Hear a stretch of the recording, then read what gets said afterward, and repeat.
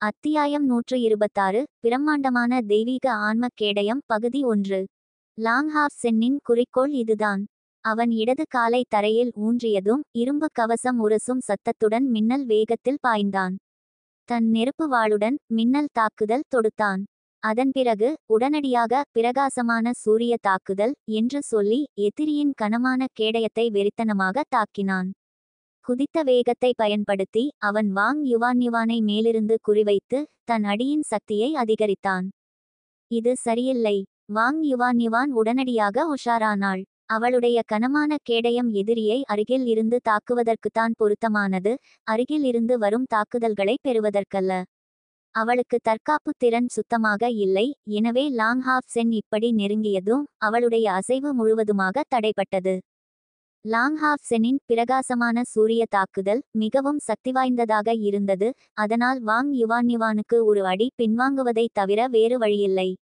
இந்த தருணத்தில் லாங்ஹாஃப் சென்னின் கண்டன சுழலும் வாள் ஏற்கனவே வெளிப்பட்டிருந்தது.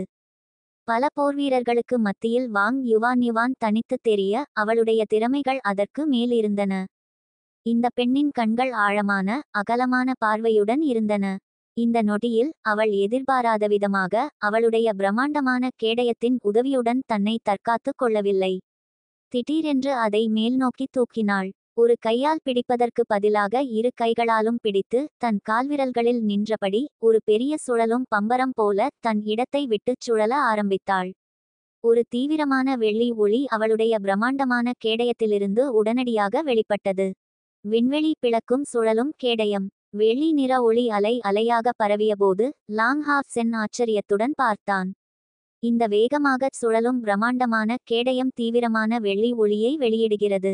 இதில் அவனுடைய கண்டன சுழலும் வாள் தொடர்ந்து சறுக்கிக் கொண்டிருந்தது.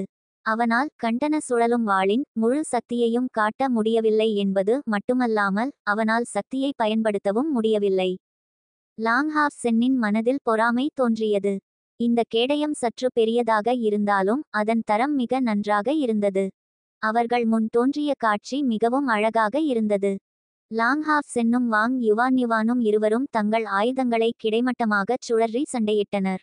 இருவரும் தங்கள் எதிரியை முழு பலத்துடன் எதிர்த்து தரையில் நேராக நின்று சுழன்றனர். பொன்னிற மற்றும் வெள்ளி ஆன்ம சக்தி பைத்தியக்காரத்தனமாக வெளிப்பட்டு ஒன்றையொன்று சமன் செய்தன. இந்த சக்திவாய்ந்த வெடிப்பு திறன் நடுவரை நெருங்க வேண்டிய கட்டாயத்துக்கு உள்ளாக்கியது. போட்டியாளர்கள் தீவிரமாக காயமடைவதை தடுக்க எந்த நேரத்திலும் தலையிட தயாராக இருந்தார். லாங்ஹாஃப் சென் சுழன்று கொண்டிருந்தான். அவன் உடல் இன்னும் சுற்றி மெல்லிய தூசியை வெளியேற்றி கொண்டிருந்தது. கண்டன சுழலும் வாளின் விளைவுகளின் கீழ் மற்றும் விசுவாச ஒளிவட்டம் மற்றும் கம்பீர வளையம் ஆகியவற்றை வெளியிட்ட பிறகு அவனுடைய தாக்குதல் சக்தி பெருமளவில் அதிகரித்தது. இவ்வளவு பெரிய சாதனையை நிகழ்த்த முடிந்தது அவனுடைய உயர்ந்த மனத்திறனுக்கு ஒரு சான்று. வாங் யுவான்யுவான் லாங்ஹாஃப் சென்னின் தாக்குதலை எதிர்த்து நிற்பது போல தோன்றியது. அவளுடைய கேடயம் எந்த பாதிப்பையும் சந்திக்கவில்லை. இருப்பினும் இந்த அழுத்தத்தின் கீழ் அவளுடைய இரண்டு சுழலும் பாதங்களும் படிப்படியாக கீழே இறங்கின, தரையில் ஆழமாக துளையிடும் ஒரு சுழலும் பம்பரம் போல. ஆ! வாங் யுவான்யுவான் திடீரென்று காதை கிழிக்கும் ஒரு சத்தத்தை எழுப்பினாள். அவளுடைய கைகள் வேகமாகச் சுழன்று கொண்டிருந்தன. ஒரு மீட்டர் விட்டம் கொண்ட வெள்ளி நிற தூண் திடீரென்று வெடித்தது. லாங்ஹாஃப் சென் திகைக்கவில்லை. அவனுடைய கண்டன சுழலும் வாள் வெறித்தனமாக தாக்கிக் கொண்டிருந்தது. அது மேலிருந்து ஒரு தாக்குதலால் தாக்கப்பட்டது. அந்த வெள்ளி நிற தூணுக்குள் மிகுந்த அழுத்தம் கொண்ட ஒரு மிகப்பெரிய சக்தி குவிந்திருந்தது. அதிர்ஷ்டவசமாக அவனுடைய உடல் தேவதை ஆசீர்வாதம் என்ற தற்காப்பு திறனின் கீழ் இருந்தது. மேலும் அவன் சரியான நேரத்தில் தெய்வீக ஒளி போர்வை யை வெளியிட்டதால் எந்த தீவிர காயங்களையும் தவிர்க்க முடிந்தது. பொஃப் என லாங்ஹாஃப் சென் தன் கால்களை தரையில் உறுதியாக ஊன்றி 4 அல்லது 5 அடிகள் பின்வாங்கினான். சிரமத்துடன் தரையில் உறுதியாக நின்றான். மறுபுறம் வாங் யுவான்யுவானும் தான் தரையில் உருவாக்கிய பள்ளத்திலிருந்து குதித்து வெளியே வந்தாள். விண்வெளி பிளக்கும் சோடே விண்வெளித்தன்மை கொண்ட ஒரு வலிமையான இரகசிய போர்வீரர் திறன் மற்றும் ஒரு தீவிரமான வெடிப்பு திறனை கொண்டது. வாங் யுவான்யுவான் ஒரு சாதகமற்ற பாதுகாப்பு நிலையில் இருந்ததால் அவள் இந்த திறனின் முழு பலத்தையும் காட்ட முடியவில்லை. ஆனால் இந்த சூழ்நிலைகளிலும் இந்த அடியின் மூலம் அவளுடைய விண்வெளி பிளக்கும் சுழலும் கேடயத்தின் உதவியுடன் லாங்ஹாஃப் சென்னின் கண்டன சுழலும் வாளை உடைக்க முடிந்தது. இருப்பினும் வாங் யுவான்யுவானின் தற்போதைய நிலை அவ்வளவு நன்றாக இல்லை. அவளுடைய வீரம் மிக்க முகம் மிகவும் வெளிறிப் போயிருந்தது. மூச்சு விட சிரமப்பட்டாள். அதே நேரத்தில் அவளுடைய சிறிய மார்பு இப்போதுதான் வளரத் தொடங்கியிருந்தது. தொடர்ந்து மேலும் கீழும் அசைந்து கொண்டிருந்தது. அவளுடைய 2 வலிமையான திறன்களையும் பயன்படுத்தியதால் அவளுடைய ஆன்ம சக்தியின் நுகர்வு மிக அதிகமாக இருந்தது. நுகர்வு விஷயத்தில் ஒரு ஒளி வம்சத்தின் வாரிசான லாங்ஹாவ் சென் மிகவும் சிறப்பாக இருந்தான். அவனால் தேவதை ஆசீர்வாதத்தை இத்தக்க வைத்துக் கொள்ள முடிந்தது இதற்கு ஒரு தெளிவான சான்று. அவனுடைய கண்டன சுழலும் வாள் சக்தியை பெறுவதை அடிப்படையாக கொண்டிருந்ததால் அவனுடைய சொந்த நுகர்வு மிக குறைவாக இருந்தது. ஆனால் அவனுடைய எதிரியின் 2 பெரிய தாக்குதல் திறன்கள் அதிக அளவு ஆன்ம சக்தியை நுகர்ந்தன. நீ ஒரு தாக்கும் நைட். வாங் யுவான்யுவான் லாங்ஹாவ் செனை சமாதானம் ஆகாத முகத்துடன் பார்த்தாள். லாங்ஹாவ் சென் மெதுவாக தலையசைத்து, நான் கார்டியன் மற்றும் தாக்கும் நைட் ஆகிய இருவரின் சில திறன்களையும் பயன்படுத்த முடியும் என்று பதிலளித்தான். வாங் யுவான்யுவான் இன்னும் மூச்சு வாங்கிக் கொண்டே, வழக்கமான சூழ்நிலைகளில் நான் உனக்கு ஈடாக இருக்க முடியாது. இருப்பினும் நான் சரணடைய மாட்டேன். நான் என் முழு பலத்தையும் பயன்படுத்தப் போகிறேன். எனவே உன் வாகனத்தையும் வரவழை. உன் இந்த குப்பையான உபகரணங்களைக் கொண்டு என் மகத்தான தெய்வீக ஆன்ம கேடயத்தை உன்னால் சமாளிக்க முடியாது. அவளுடைய உபகரணங்களை பொறுத்தவரை அவள் ஒரு பெரிய அனுகூலத்தில் இருந்தது போலத் தோன்றியது. இருப்பினும் ஒரு கணம் முன்பு அவர்கள் அடுத்தடுத்து மோதியபோது அவள் ஏற்கனவே தன் ஆன்ம சக்தியில் பாதிக்கு மேல் நுகர்ந்திருந்தாள். மாறாக லாங்ஹாவ் சென் பார்க்கும்போது அவன் அதிக அல்லது எந்த சக்தியையும் நுகரவில்லை போலத் தோன்றியது. அவள் பேசிக்கொண்டே தன் இடது கையை திருப்ப ஒரு பெரிய மாணிக்கம் உடனடியாக வெளியே வந்தது. விண்வெளி ஆன்ம சக்தியால் நிரம்பியிருந்த இந்த மாணிக்கம் அவளுடைய கையில் தீவிரமான வெள்ளி நிறத்தில் பிரகாசித்தது. ஒரு தீவிரமான பளபளப்பை உருவாக்கியது. சற்றும் தயங்காமல் அவள் இந்த மாணிக்கத்தை தன் கேடயத்தில் இருந்த 9 குழிவுகளில் முதல் குழிவில் உடனடியாகச் செருகினாள். பிறகு அவள் மிக வேகமாக வேறு 2 மாணிக்கங்களை எடுத்து 2வது மற்றும் 3வது குழிவுகளில் செருகினாள். இந்த மாணிக்கங்கள் ஒரே மாதிரியாக தெரிந்தன. அவை முற்றிலும் மங்கலான தங்க நிறத்தில் இருந்தன.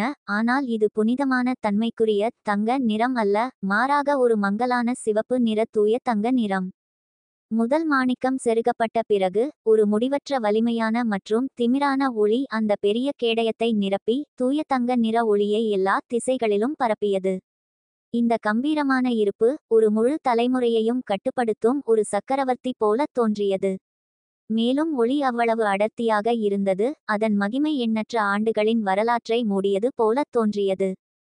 தூரத்தில் 6 பெரிய கோயில்களுக்கு பொறுப்பான 6 முக்கிய மேற்பார்வையாளர்கள் ஒரே நேரத்தில் எழுந்தனர். அவர்களின் கண்களில் அதிர்ச்சி தெரிந்தது.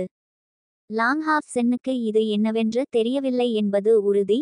ஆனால் இந்த பெரியவர்களுக்கு எப்படி தெரியாமல் இருக்கும்? இந்த ஒளி தெளிவாக 6000 முதல் 13000 ஆண்டுகளுக்கு முந்தைய ஒரு அற்புதமான ஒளி பொருந்திய சகாப்தத்தில் இருந்து பாதுகாக்கப்பட்ட ஒரு வலிமையான ஆயுத வகை உபகரணத்திலிருந்து வந்தது. அந்த ஒளியின் சக்தி மற்றும் அதன் அலைவுகளிலிருந்து இந்த உபகரணம் குறைந்தபட்சம் மகத்தான நிலையின் உச்சத்தை அடைந்திருந்தது. புகழ்பெற்ற நிலைக்கு ஒரு படி மட்டுமே தொலைவில் இருந்தது. மேலும் அந்த நேரத்தில் வாங் யுவான்யுவான் 9இல் 3 மாணிக்கங்களை மட்டுமே செருகியிருந்தாள். அவள் 9 மாணிக்கங்களையும் செருகினால் என்ன ஆகும்? இந்த கேடயம் புகழ்பெற்ற நிலையை தாண்டி காவிய நிலைக்குள் நுழையாதா? 3 மாணிக்கங்களை பதித்தவுடன் ஒரு அற்புதமான முகமூடி அந்த பிரம்மாண்டமான கேடயத்தில் வெளிப்பட்டது. அந்த முகமூடி மிகவும் பயங்கரமாக தோன்றியது. தூய தங்க நிற போர்வையால் சூழப்பட்டிருந்தது. அது சிவப்பு, மஞ்சள், வெள்ளை, நீலம் மற்றும் சாம்பல் ஆகிய 5 வண்ணங்களால் ஆனது. இந்த முகத்திலிருந்து ஒரு தீவிரமான அழுத்தம் எல்லா இடங்களிலும் பரவியது. அதற்கு முன் லாங்ஹாவ் சென் அந்த வலிமையான முகம் தனது உடலில் தொடர்ந்து ஒருவித அருவமான தாக்குதலை நடத்துவது போல் உணர்ந்தான். வாங் யுவான்யுவான் தன் பிரம்மாண்டமான கேடயத்தை பிடித்து மெதுவாக அதை மேலே உயர்த்த திடீரென ஒரு பிரகாசமான தூய தங்க ஒளி அவளுடைய உடலைச் சூழ்ந்தது. வாங் யுவான்யுவான் எந்த கவசத்தையும் அணியவில்லை. பிரகாசமான தூய தங்க ஒளியால் சூழப்பட்ட பிறகு அவளுடைய சருமமாக இருந்தாலும் சரி அல்லது அவளுடைய ஆடைகளாக இருந்தாலும் சரி, எல்லாமே இந்த மர்மமான ஒளியால் பொங்கி வழிந்தன. ஒருவித காட்டுமிராண்டித்தனம் அவளுடைய உடலில் இருந்து வெளிப்பட்டது. லாங்ஹாஃப் சென்னின் புரிதல் ஒரு சாதாரண நபரை விட மிக அதிகமாக இருந்தது. அதனால் வாங் யுவான் தன் உடலில் ஒப்பிட முடியாத அராஜகமான வெடிப்பு ஆன்ம சக்தியை குவித்துக் கொண்டிருந்தாள் என்றும் எந்த நேரத்திலும் ஒரு மரண அடியை தூண்ட முடியும் என்றும் அவனால் தெளிவாக உணர முடிந்தது. நெற்றியில் ஊதா ஒளி வீச 9 ஊதா நிற ஒளிக்கதிர்கள் பிரகாசித்தன. மந்திரம் தேவையில்லாமல் லாங்ஹாஃப் சென் தன் வலது கையால் முன்னோக்கி சுட்டிக்காட்டினான். அவன் நெற்றியில் இருந்த ஊதா ஒளி விரிந்து ஒளி மின்னியது. இந்த தருணத்தில் ஹாவ்யூ திடீரென அவனுக்கு முன்னால் தோன்றியது. 3 தலைகளை கொண்ட ஹாவ்யூவை பார்த்ததும் வாங் யுவானின் கண்களில் ஒரு மின்னல் தோன்றியது. இது லாங்ஹாஃப் சென்னின் முழு சக்தி என்று அவளுக்கு தெரியும். ஆனால் அவளும் இப்போது தன் வலிமையான நிலையில் இருந்தாள். அவளுடைய கேடயத்தில் அதிக விலைமதிப்பற்ற கற்களை பதிக்க அவள் விரும்பவில்லை என்பது இல்லை. ஆனால் அவளுக்கு இந்த 3 விலைமதிப்பற்ற கற்கள் மட்டுமே பரம்பரையாக கிடைத்தன. நான் இந்த மகத்தான தெய்வீக ஆன்ம கேடயத்தின் வாரிசு. இந்த கேடயம் என் மறைந்த தாத்தா தன் புகழ்பெற்ற நாட்களில் பயன்படுத்திய ஒரு குடும்ப ஆயுதம். இப்போது என்னால் அதன் முழு பலத்தையும் வெளிப்படுத்த முடியாது என்றாலும் என் பிரம்மாண்டமான ஆன்ம கேடயம் புகழ்பெற்ற நிலை உபகரணத்திற்கு சமமானது. கவனமாக இரு என்று சொல்லி முடித்த பிறகு வாங் யுவான் தன் வலது காலால் தரையை மீண்டும் மீண்டும் மிதித்தாள். ஒரு பலத்த வெடிப்புடன் முழு அரங்கமும் கடுமையாக அதிர்ந்தது.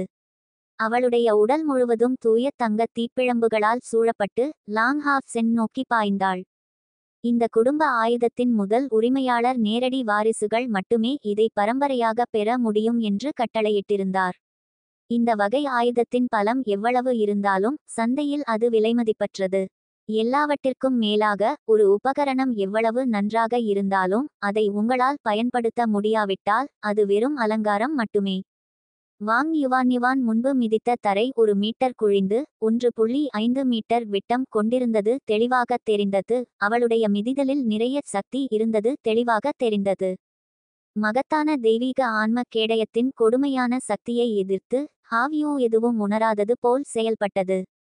3 தலைகள் உயர்ந்து ஒரே நேரத்தில் கர்ஜித்தன.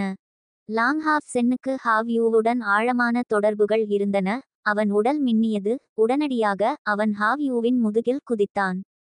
தேவதை ஆசீர்வாதத்தின் விளைவுகளின் கீழ் ஹாவ்யூவும் ஒரு மங்கலான தங்க ஒளியால் சூழப்பட்டிருந்தது. தன் வலது கையில் இருந்த நெருப்பு வாளை அசைக்க ஒளி முள் வாங் யுவான் நோக்கி நேராக பாய்ந்தது. ஹாவ்யூவின் 4 மீட்டர் நீள உடல் மிகவும் சுறுசுறுப்பாகத் தோன்றியது. ஏனெனில் லிட்டில் கிரீன் ஒரு வாய் பச்சை காற்றை பிதுக்கியது. மிதவை. அது தன் சொந்த எடையை குறைக்கும் விளைவை கொண்டிருந்தது. லாங்ஹாஃப் சென்னை ஒரே தாவலில் 6.5 மீட்டர் உயரத்திற்கு கொண்டு செல்ல அனுமதித்தது. வாங் யுவான் மகத்தான தெய்வீக ஆன்ம கேடயத்தை கிடைமட்டமாக 2 கைகளாலும் உயர்த்தினாள். ஒளி முள் ஐ சந்தித்த தருணத்தில் ஒரு விசித்திரமான காட்சி தோன்றியது. ஒளி முள் உடனடியாக தங்க ஒளித் துண்டுகளாக உடைந்து காற்றில் மறைந்தது. தொடர்பு கொண்ட தருணத்தில் லாங்ஹாஃப் சென் மகத்தான தெய்வீக ஆன்ம கேடயத்தின் நம்பமுடியாத வேகத்தை தெளிவாக உணர முடிந்தது. அது வெறும் கண்களால் பார்க்க முடியாத அளவுக்கு மிகச் சிறிய பகுதியில் கடுமையாக அதிர்ந்தது. இந்த அதிர்வுகளால் தான் ஒளி முள் உடைந்தது. வாங் யுவான் ஹாவ்யூவை துரத்தி தன் கனமான கேடயத்தால் வெட்டினாள். ஹாவ்யூவின் 3 தலைகள் வெளியே வந்தவுடன் அவை மந்திரங்களைச் சொல்ல ஆரம்பித்தன. வாங் யுவானின் சக்திவாய்ந்த தாக்குதல்களை பார்த்தன. 3 ஒளிக்கதிர்கள் கிட்டத்தட்ட ஒரே நேரத்தில் ஹாவ்யூவின் உடலில் இருந்து பரவி 3 தனிம கேடயங்களை உருவாக்கின.